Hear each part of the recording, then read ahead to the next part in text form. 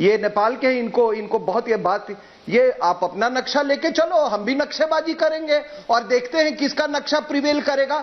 जहां तक बातचीत की बात है, लिपू लेक पर कोई बातचीत नहीं होगी। हाँ। और दूसरा, आज मैं आपको ये भी कह देता हूं, एक जिम्मेदार, ये बेटी और रोटी ना इन नलायकों को हम कभी बेटी देंगे और ना इनको रोटी देंगे। और तीसरी बात, युद्ध के बादल मंडरा रहे हैं। मतलब टीआरपी तथा व्यूज के लिए ये लोग कुछ भी कर सकते हैं, कितने नीचे तक घटिया से घटिया काम कर सकते हैं। जो भारत और नेपाल का संबंध बहुत ही पवित्र है, उससे भी ये लोग खराब करने के लिए ऐसे अभिव्यक्ति दे सकते हैं। दोस्तों, ये लोग वही है जो रोड साइड पर एक्टिंग करते हैं और 2 समोसे और 150 रुपये की दिहाड़ी में स्टूडियो में आकर कभी मौसम विभाग के विशेषज्ञ बन जाते हैं, तो कभी सुरक्षा विभाग के विशेषज्ञ बनते हैं, तो कभी मेरा ये बन जाते हैं। इन लोगों से घटिया इंसान मैंने कभी नहीं देखा। ये लोग खुद के स्टूडियो में कुछ इस तरह से काम करते हैं।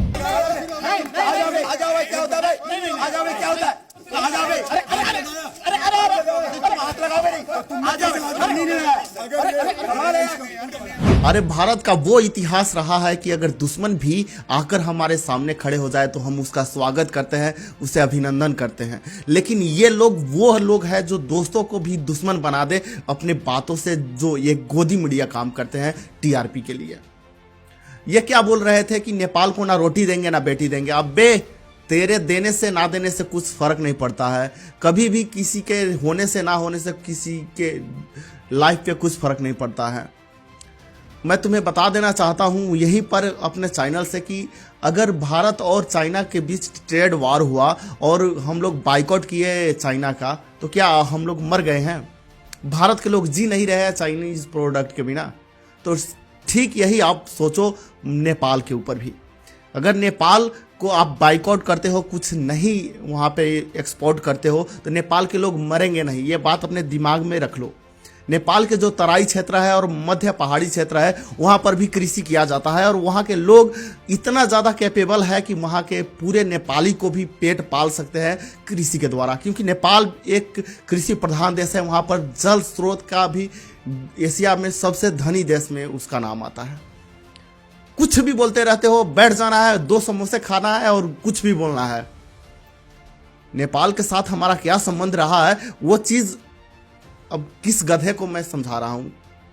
तुम समझते हो कि नेपाल मांग कर खाता है और भारत पे डिपेंड है, तो मैं तुम्हें बता देना चाहता हूं कि नेपाल कभी भी भारत से ऐसे ही सामान नहीं लेता है। उसके लिए पैसे देता है तब जाकर सामान लेता है। और हेलो, मैं तुम्हें जानकारी दे देना चाहता हूं कि नेपाल के लोग कितना ज़्यादा टैक्स पे करते हैं भारत के सिवाय। यहाँ पर 4 रुपया पेट्रोल पर अगर हमारे यहाँ दाम बढ़ जाए तो आग लग जाती है, लोग आंदोलन पर उतर जाते हैं। लेकिन वहीं पर नेपाल पर मैं तुम्हें बता देना चाहता हूँ कि नेपाल में जो एक बाइक की प्राइस पड़ती है ना, वहाँ पे हमारे यहाँ 4 व्हीलर आ जाए, 4 चक्का की गाड़ी हम लोग खरीद सकते हैं जितना में वो लोग सिर्फ बाइक खरीदते हैं।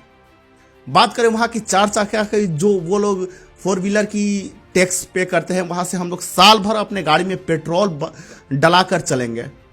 बात करते हो नेपाली लोगों से और कंपेयर करने की बात करते हो तुम, वो तो नेपाल का गवर्नमेंट, नेपाल के सरकार निकम्मा है, भ्रष्टाचार है, इसलिए नेपाल अभी तरक्की नहीं कर पा रही है।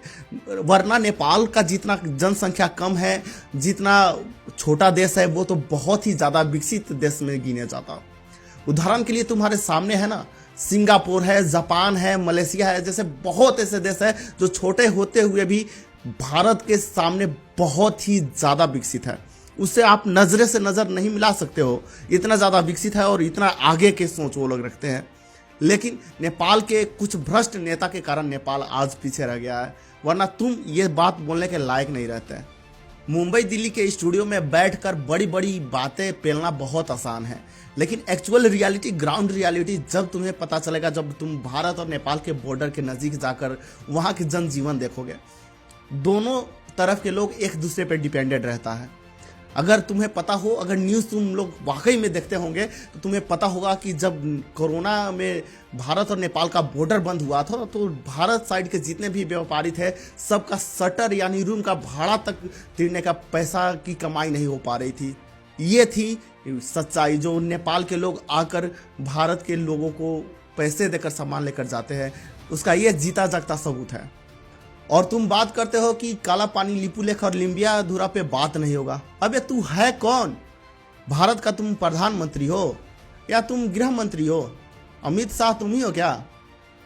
सिर्फ तुम 2 कौड़ी के एक्टर हो जो 2 समोसे और 150 रुपये के लिए हर एक टीवी चैनल पर एक अपना जॉब का डिस्क्रिप्शन बदल कर आ जाते हो। कभी मौसम विभाग के विशेषज्ञ बन जाते हो, तो कभी सुरक्षा विभाग के विशेषज्ञ बन जाते हो, तो कभी क्या क्या बन जाते हो पता नहीं।